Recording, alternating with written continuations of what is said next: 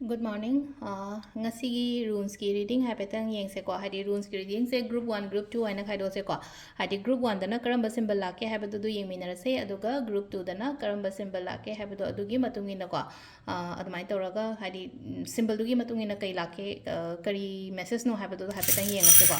ado ahamba ani suba ko hadi 1 and 2 ko 1 and 2 se ani ka lotoi kana ani sidagi ahamba an haras ne ko ahamba ko 1 1 की symbol सिदा लेरे को Heidi group 1 की symbol सिदा लेरे अदुगा group 2 की symbol ना सि लेरे को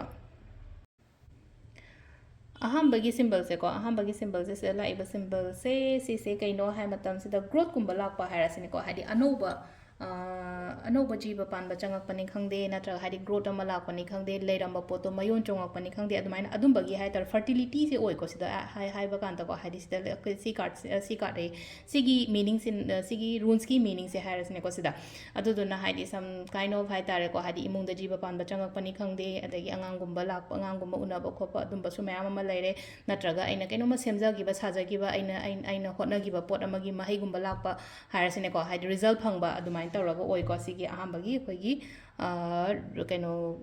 रून्स की कइनो से को हाइडी मीनिंग से को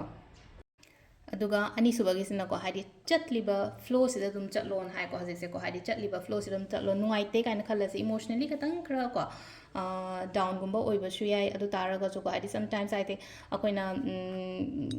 सरेंडर तौथोकपा काइन हाइरसिने को इशोरना तंबीबा मा आइगी दमकता फबा मै लाक्सजनीदा काइन अदुमाइना खंदोकपदो हाइ तारगा सिदा हाइडी ngसाइगी इमोशनल ओइ मतमदा ngसाइगी थवाइ नुआइतदन उंजलो खोचला लेइदो सुरकोदि को आइ थोबा मा आइना लांद्रगदि आइना सोइद्रगदि आइंगोंदा माइ पाकपा खोटपा सुगु मैमसे मसा मतना लाकनी को अदुदुना हाइडी आइना अकाइबा मी आई मिंगोंदा काइबा नतमनिना आइगी दमकता सो अफबा लाकनी को हाइबगे दुइ थाजबा थंबियो इमोशनली डाउन ओइगनो अपसेट ओइगनो हाइडी गुड एनर्जी अमा हाइडी पॉजिटिव एनर्जी अमा हाइडी क्रिएट तौनबा तौबियो हाइडी ngasiगी ओइना हाइतारको इसासिदा अदु सिदा लेरेको कोइ ngasiगी ओइना रून्स की रीडिंग से मैम थैंक यू